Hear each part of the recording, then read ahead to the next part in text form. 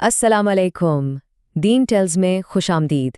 चलें आज हम मिलकर अल्लाह के एक बहुत ही प्यारे नबी हज़रत इलियास अलैहिस्सलाम और उनके जानशीन की ईमान को ताज़ा कर देने वाली दास्तान में सफ़र करते हैं। ये एक ऐसी कहानी है जो हमें रहनुमाई और मिरास के गहरे मतलब सिखाती है। अल्लाह के भेजे हुए रसूल वो भटकी हुई इंसानियत के लिए हिदायत के रोशन चराग की तरह थे।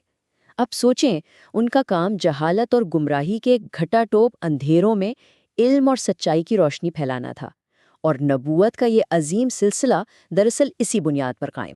तो आज के इस बयान में हम क्या क्या जानेंगे? सबसे पहले हम हिदायत के इन रोशन चिरागों के बारे में बात करेंगे। फिर हज़रत इलियास अलैहिस्सलाम की ज़िंदगी और उनके जानिशीन को चुनने के हैरत अंगेज़ वाक़ये पर गौर करेंगे। इसके बाद हम नबूवत की चादर की मुंतकली का वो रूह परवर मंजर देखेंगे, हज़रत ईसा अलैहिस्सलाम के मौजज़ात को जानेंगे और आखिर में उस लाजवाल विरसे पर बात करेंगे जो वो हमारे लिए छोड़ गए। तो आइए इस दास्तान के पहले बाब से शुरू करते हैं, हिदायत के रोशन चिराग।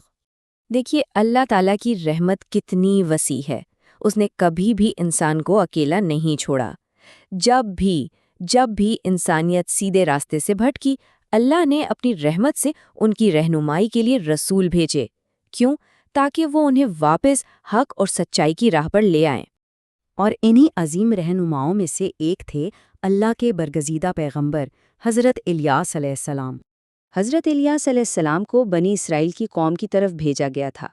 अब उस वक्त उनकी कौम, आप यूं समझें कि बुत परस्ती और हर तरह की बुराइयों में डूब चुकी थी। तो आप अलैहिस्सलाम का मिशन था कि उन्हें वापस एक अल्लाह की इबादत की तरफ बुलाएं और उन्हें नेकी का रास्ता दिखाएं। अब कहानी एक ऐसे मोड़ पर आती है जहां से अल्लाह का मंसूबा एक बिल्कुल नए बाब का आगाज करता है, यानी एक जानिशिन का इंतखाब। तो यहाँ एक बहुत अहम सवाल जहन में आता है, भाई जब किसी नबी का दुनियावी मिशन मुकम्मल हो जाता है तो अल्लाह ताला हिदायत के इस सिलसिले को आगे कैसे बढ़ाता है? ये रोशनी कैसे जलती रहती है? इस सवाल का जवाब हमें इस वाक़े से मिलता है जब हज़रत इलियास अलैहिस्सलाम को अल्लाह की तरफ से वही के ज़रिए हुक्म मिला कि वो अपने बाद इस मुक़द्दस काम को जारी रखने के लिए अपना जानिशीन मुकर्रर करें। अल्लाह की रहनुमाई में हज़रत इलियास अलैहिस्सलाम एक खेत में पहुँचे। वहाँ एक किसान अपने बैलों से हल चला रहा था। इस किसान का नाम था एलीशा बिन अख्तूब अलैहिस्सलाम। वो अपने रोज़मर्रा के काम में लगे हुए थे, इस बात से बिल्कुल बेखबर कि तकदीर ने उनके लिए कितना बड़ा मनसब तैयार कर रखा है। और फिर वो लम्हा आया जो नबूवत की जिम्मेदारी की मुंतकली का एक बहुत ही अलामती और अहम वाक़या बन गया। हज़रत इलियास अलैहिस्सलाम का हज़रत ईसा अलैहिस्सलाम के ऊपर अपनी चादर डालना ये कोई आम अमल नहीं था। नहीं, ये एक गहरी इल्हामी निशानी थी। एक ऐलान था कि हिदायत का नूर और नबूवत की अजीम जिम्मेदारी अब उनके सुपुर्द की जा रही है। और हज़रत ईसा अलैहिस्सलाम का जवाब, सुभान अल्लाह, उनका रद्द अमल उनके खालिस ईमान और मुकम्मल इताअत की अक्कासी करता है। उन्होंने एक लम्हा भी नहीं सोचा, फ़ौरन अपने खेतीबाड़ी के औजार तोड़ दिए, अपने बैलों को अल्लाह की राह में कुर्बान कर दिया और अपनी सारी दुनियावी ज़िंदगी को पीछे छोड़कर हज़रत ईसा अलैहिस्सलाम की खिदमत में हाजिर हो गए।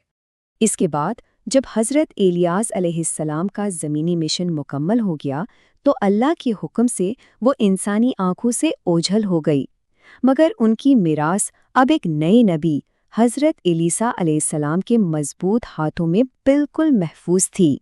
तो आइए देखते हैं कि ये अजीम विरसा आगे कैसे बढ़ा और अल्लाह की मदद और रहनुमाई हज़रत ईसा अलैहिस्सलाम के ज़रिए कैसे जारी रही।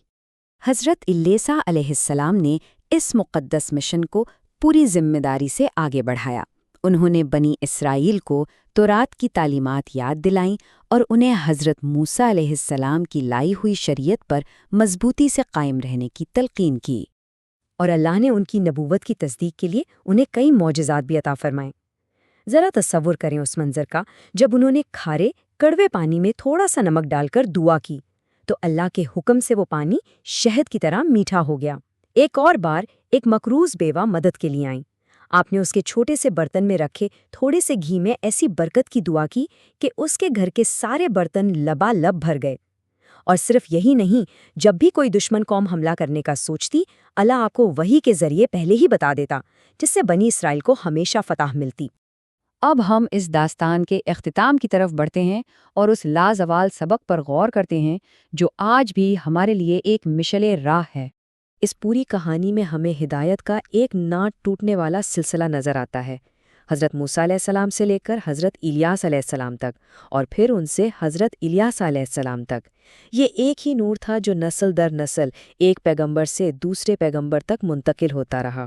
تو اس قصے کا سب سے اہم نقطہ یہ ہے کہ ان عظیم پیغمبروں کی زندگی یہ ثابت کرتی ہے کہ اللہ کی ہدایت ایک مسلسل زنجیر کی طرح ہے۔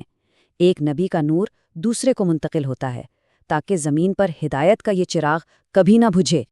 اور یہ واقعہ ہمیں اس گہری سوچ میں ڈال دیتا ہے کہ ہم اپنی زندگیوں میں ہدایت کی اس روشنی کو اپنے اعمال اور اپنے کردار کے ذریعے کیسے آگے بڑھا سکتے ہیں۔